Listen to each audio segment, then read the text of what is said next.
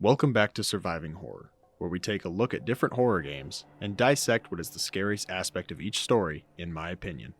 This week we're taking a trip to Mount Massive Asylum to talk about Outlast, released in 2013 and developed by Red Barrels.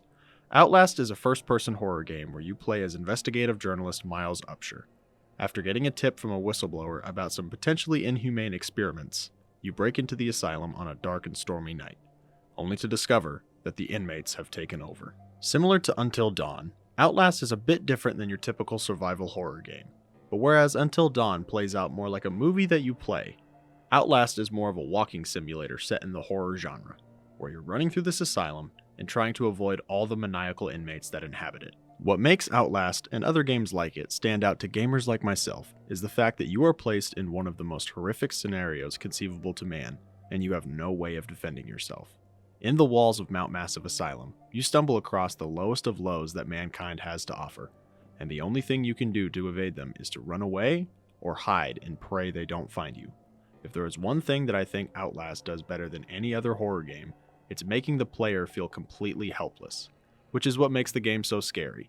Other horror games will give you a ranged or melee weapon to fend off against the villains, but the only equipment you are given is a video camera at the beginning, which is your only source of light throughout the game.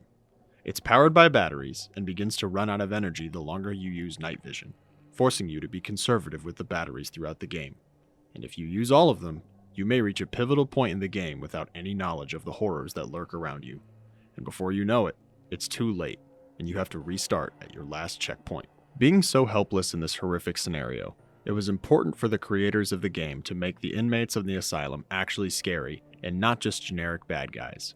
But the characters you're up against in Outlast have frightened people who have picked up the game for years.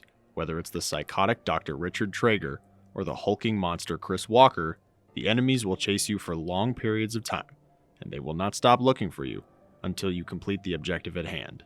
But as the night unfolds, the player discovers some of the documents that are scattered around, and begins to wonder if the inmates in the asylum are truly sinister or just failed experiments trying to keep the true evil of the asylum from getting out. As you get to the last section of the game, questions are answered about the origins of this asylum, and the catalyst for the horrors you witness is revealed. Even after 12 years, Outlast has continued to scare gamers worldwide. It spawned 2 sequels and a DLC. The series as a whole has sold over 15 million units across multiple platforms. If you have played the game, please let us know what you think of it down below. Check back with us next week as we journey to the USG Ishimura. This has been Jake Walker with Surviving Horror.